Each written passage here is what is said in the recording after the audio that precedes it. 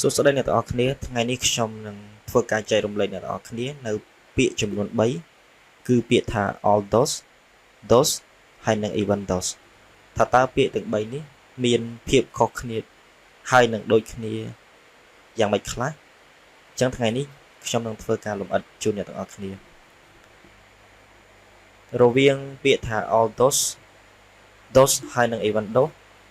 ខ្ញុំសង្ឃឹមថាអ្នកទាំងអស់គ្នាប្រកាសជាធ្លាប់បានសិក្សាពីមុនរួចមកហើយអញ្ចឹងថ្ងៃនេះខ្ញុំនឹងធ្វើការលម្អិតបន្ថែមទៀតនៅការប្រើប្រាស់រវាងពាក្យទាំង3ខាងលើនេះអ្នកទាំងអស់គ្នាចូលមកកាន់និយមន័យរបស់ពាក្យថា all those ហើយនិង even those ជាដំបូងសិន These words are used to show contrast. The difference is where we place them in the sentence. All those and even those are used at the beginning of a sentence or clause, never at the end. Okay, នេះគឺជានិយមន័យរបស់ពាក្យថា all those ហើយនិង even those មានន័យថាពាក្យថា all those ហើយនិង even those ហ្នឹងគឺវាត្រូវបានប្រើនៅខាងដើមនៃប្រយោគឬក៏វាប្រើនៅក្នុង clause មានន័យថាវាអាចប្រើនៅក្នុងតួនាទីធំពីរវាអាចប្រើនៅខាងដើមនៃប្រយោគហើយនៅកណ្ដាលនៃប្រយោគមានន័យថាពេលណាដែលវាប្រើជា clause គឺវានៅខាងកណ្ដាលបានអូខេអ្នកទាំងអស់គ្នាក៏លេខមកមើលឧទាហរណ៍ខាងក្រោមដែលនិយាយជាប់តាក់ទងជាមួយនឹងពាក្យថា all those ហើយនិង even those Okay, ឧទាហរណ៍ទី1 Although I exercise a lot, I can never seem to be lost any weight. ចឹងប្រយោគទី1អ្នកនរគ្នាក៏លេខមើលឃើញ those all those ហ្នឹងគឺវានៅខាងដើមនៃប្រយោគកន្លែងហ្នឹងយើងប្រែថាម៉េចដែរចឹងកាលណាតែមាន all those ចូលរួមមានន័យថាអត្ថន័យហ្នឹងcontrast មានន័យថាអត្ថន័យហ្នឹងវាផ្ទុយគ្នាអញ្ចឹងណាអញ្ចឹងយើងមើលយើងដឹងហើយសេចក្តីប្រែរបស់សំទោសខ្ញុំសូមបញ្ជាក់បន្តិចសេចក្តីប្រែរបស់ពាក្យថា all those ហើយនិង even those ហ្នឹងទាំង3ហ្នឹងគឺសេចក្តីប្រែដូចគ្នាមានន័យថាទោះបីជាយ៉ាងណាក៏ដោយឬក៏យើងប្រែមួយយ៉ាងទៀតថាថ្វីបើប្រែថាថ្វីបើឬក៏ទោះបីជាយ៉ាងណាក៏ដោយសម្រាប់ពាក្យទាំង3នេះឥឡូវយើងមកសាកល្បងប្រែប្រយោគខាងក្រោមយើងប្រែថាថ្វីបើខ្ញុំហាត់ប្រាណច្រើនឬក៏យើងប្រែថាទោះបីជាខ្ញុំហាត់ប្រាណច្រើនយ៉ាងណាក៏ដោយខ្ញុំហាក់បីដូចជាមិនស្រកគីឡូខ្លះសោះអញ្ចឹងណាឃើញទេន័យវានៃ contrast បែបហ្នឹងអញ្ចឹង all those កន្លែងនេះគឺដើរតួនាទីនៅខាងមុខនៃប្រយោគជាបន្តទៀត even though I exercise a lot I can never seem to be lost any weight អញ្ចឹងeven though ហ្នឹងក៏ប្រែដូចគ្នាដែរហ្នឹងហើយយើងប្រែថាទោះបីជាខ្ញុំហាត់ប្រាណច្រើនយ៉ាងណាក៏ដោយឬក៏ប្រែថាថ្វីបើខ្ញុំហាត់ប្រាណច្រើនក៏ដោយខ្ញុំហាក់បីដូចជាមិនស្រកគីឡូខ្លះសោះអញ្ចឹងណាប្រយោគហ្នឹងមានន័យអញ្ចឹងអូខេអានេះតួនាទីរបស់all those ហើយនិង even those គឺតួនាទីរបស់វាគឺនៅខាងដើមនៃប្រយោគជាបន្តទៀត He decided to go although I begged him not to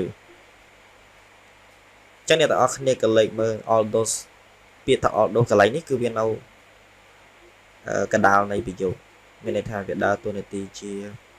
ជា clause វាអាចនៅកណ្ដាលបានអញ្ចឹងយើងចូលរួមប្រែទាំងអស់គ្នាមានន័យថាគាត់សម្រេចចិត្តទៅថ្វីបើឬក៏យើងប្រែថាទោះបីជាយ៉ាង ទោះបីជាខ្ញុំសុំអង្វរគាត់យ៉ាងណាក៏ដោយថ្មីបើខ្ញុំសូមអង្វរគាត់យ៉ាងណាក៏ដោយអញ្ចឹងណាយើងប្រែអញ្ចឹងអូខេជាបន្តទៀត she walked home by herself although she knew that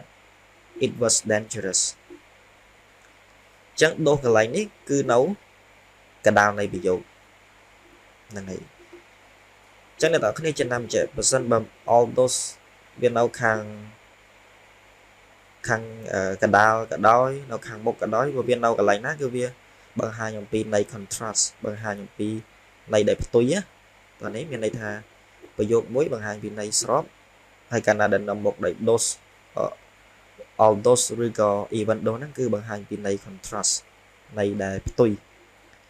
អញ្ចឹងយើងចូលរួមប្រែប្រយោគនេះទាំងអស់គ្នានាងដើរទៅផ្ទះដោយខ្លួនឯងទោះបីជានាងមិនទោះបីជានាងដឹងថាវាគ្រោះថ្នាក់យ៉ាងណាក៏ដោយឃើញទេឬក៏យើងប្រែថានាងដើរទៅផ្ទះដោយខ្លួនឯង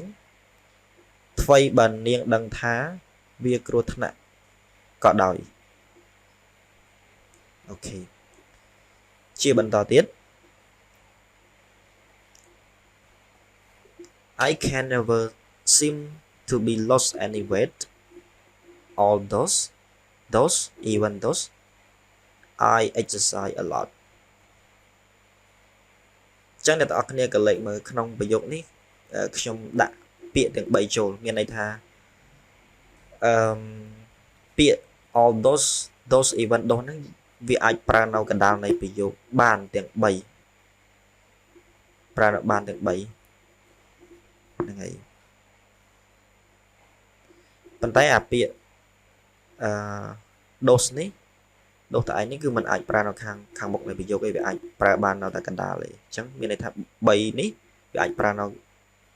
កណ្ដាលបានតែពីពាក្យនេះគឺ all those និង even those គឺវាអាចប្រើនៅខាងមុខនៃប្រយោគបានអូខេអញ្ចឹងយើងប្រែទាំងអស់គ្នាយើងប្រែថាខ្ញុំហាក់បីដូចជាមិនស្រកគីឡូខ្លះសោះទោះបីជាខ្ញុំហាត់ប្រាណច្រើនយ៉ាងណាក៏ដោយឬក៏ថ្មីបើខ្ញុំហាត់ប្រាណច្រើនក៏ដោយឃើញទេអញ្ចឹងនៅក្នុងចំណុចនេះខ្ញុំចង់បញ្ជាក់អ្នកនរគ្នារវាងពាក្យពីរគឺពាក្យថា all those ហើយនិង even those all those និង even those វាអាចប្រើនៅក្នុងលក្ខខណ្ឌ2ទី1គឺវាដើរតួនាទីនៅខាងមុខនៃប្រយោគហើយនឹងនៅកណ្ដាលអូខេហើយពាក្យថា those មួយម៉ាត់នេះក៏វាអាចប្រើនៅកណ្ដាលនៃប្រយោគបានដែរអូខេអញ្ចឹងយើងចូលទៅកាន់ slide បន្តទៀតដើម្បី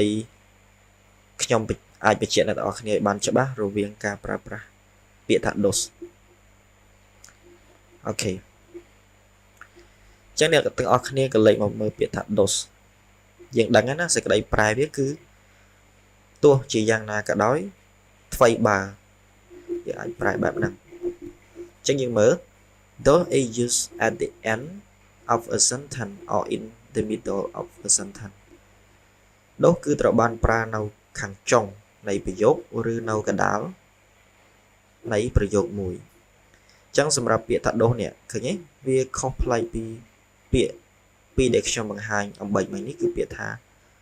all those ហើយនិង even those all those even those ប្រើនៅខាងមុខបានប៉ុន្តែពាក្យថាដូសដូសនេះគឺมันអាចប្រើនៅខាងមុខនៃប្រយោគទេប៉ុន្តែវាអាចប្រើនៅខាងចុងនៃប្រយោគឬប្រើនៅកណ្ដាលនៃប្រយោគឃើញទេឃើញលក្ខខណ្ឌវាពីរដូចគ្នានឹងពាក្យដែលខ្ញុំបង្ហាញមិញដែរប៉ុន្តែតួនាទីរបស់វាគឺខុសគ្នាអានេះគឺនៅខាងចុងហើយនិងកណ្ដាលតោះឥឡូវយើងមើលឧទាហរណ៍ទាំងអស់គ្នា I exercise a lot I can never seem to lose any weight those ឃើញទេ ចឹងប្រយោគនេះយើងបកប្រែថាខ្ញុំហាត់ប្រាណច្រើនទោះបីជាយ៉ាងណាក៏ដោយខ្ញុំហាក់បីដូចជាមិនស្រកគីឡូខ្លះសោះឃើញទេចឹងដូសនេះគឺវានៅខាងប្រើវានៅខាងចុងនៃប្រយោគតោះជាបន្តទៀត We went to high school together I haven't seen her for years ដូសចឹងប្រយោគនេះមានន័យថាពួកយើងទៅវិទ្យាល័យទាំងអស់គ្នាទោះបីជាខ្ញុំមិនដែលបានឃើញនាងអស់ជាច្រើនឆ្នាំមកហើយទោះបីជាខ្ញុំមិនអាចឃើញនាងជាច្រើនឆ្នាំយ៉ាងណាក៏ដោយឃើញទេចឹងខ្ញុំគ្រាន់តែចង់បញ្ជាក់អ្នកទាំងអស់គ្នាថាពាក្យថា dos គឺវាប្រើនៅខាងចុងនៃប្រយោគដូចឧទាហរណ៍ដែលខ្ញុំបានលើកមកនេះឧទាហរណ៍ជាបន្តទៀត They're coming next week those I don't know which day ចឹងមានន័យថាពួកគេនឹងមកដល់នៅសប្តាហ៍ក្រោយនេះទោះបីជាខ្ញុំមិនដឹងថាថ្ងៃណាក៏ដោយឬក៏យើងប្រែថាទោះថ្មីបើខ្ញុំមិនដឹងថាថ្ងៃណាក៏ដោយអូខេចឹងដូសកន្លែងនេះគឺវានៅកណ្ដាលនៃប្រយោគឃើញទេហ្នឹងហើយជាបន្តទៀត I felt a little guilty about being overpaid though he wasn't about to give it back ចឹងប្រយោគនេះយើងមានន័យថាគាត់មានអារម្មណ៍ថាខុសឆ្គងតិចតួចអំពីការចំណាយលុយច្រើនទោះបីជាគាត់មិនបានទទួលវាមកវិញក៏ដោយឃើញទេចឹងយើងមើលដូសកន្លែងនេះគឺវានៅកណ្ដាលនៃប្រយោគអ្នកនរគ្នាត្រូវចំណាំមួយទៀតត្រង់ពាក្យថា dos នេះគឺកាលណាបើយើងដាក់វានៅខាងចុងប្រយោគក្តីនៅកណ្ដាលប្រយោគក្តីវាទាមទារ comma មួយតោះនេះតែសម្រាប់ខ្ញុំសូមត្រឡប់ទៅខាងមុខបន្តិចតែសម្រាប់ពាក្យថា all those ហើយនឹង even those កាលណាបើវាប្រើនៅខាងមុខប្រយោគយើងមិនដាក់ comma ចេះទេណាគឺយើងដាក់ comma ពីខាងក្រោយវាពេលដែលវាបញ្ចប់ប្រយោគគឺយើងដាក់ comma មួយហើយទៅសេប្រយោគតទៀតតែបើសិនជាវានៅកណ្ដាលនៃប្រយោគគឺយើងត្រូវកាត់ comma ពីខាងមុខវាអូខេខុសប្លែកពីពាក្យថា dos គឺវាដាក់នៅខាងក្រោយក្តីនៅកណ្ដាលក្តីគឺកាត់ comma ពីខាងមុខវាជានិច្ចអូខេថ្ងៃនេះខ្ញុំមានមេរៀនខ្លីប៉ុណ្ណឹងដើម្បីចែករំលែកជូនអ្នកទាំងអស់គ្នាសង្ឃឹមថាអ្នកទាំងអស់គ្នានឹងពេញចិត្តនៅមេរៀននេះហើយបើសិនបើមានកំហុសខុសឆ្គងដោយប្រការណាមួយសូមអ្នកទាំងអស់គ្នាសូមអភ័យទោសហើយអាច comment នៅខ្ទង់ comment ខាងក្រោមដើម្បីកែលម្អហើយខ្ញុំនឹងព្យាយាមផលិតវីដេអូឲ្យបានរឹតតែល្អជាងនេះបន្តទៀតអរគុណអ្នកទាំងអស់គ្នាជួប